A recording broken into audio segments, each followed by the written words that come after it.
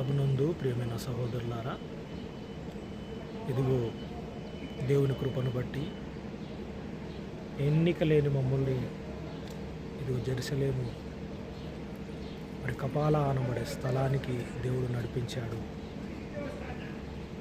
మన ప్రభు అయిన యేసుక్రీస్తు మానవాళి పాప పరిహారార్థం నిమిత్తమై మరి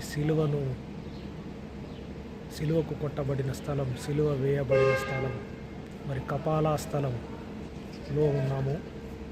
ఇదిగో ఈ కనబడుతున్న కొండ పై భాగంలో ప్రభువును సిలువకు వేశారు. అక్కడ ఈ కపాల అనబడిన స్థలం చూడండి, మానవ పుర్యాకారంలో ఉంటుంది.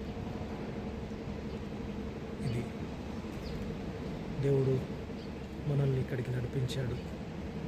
ప్రేమ వారలారా, ఎంత అద్భుతం!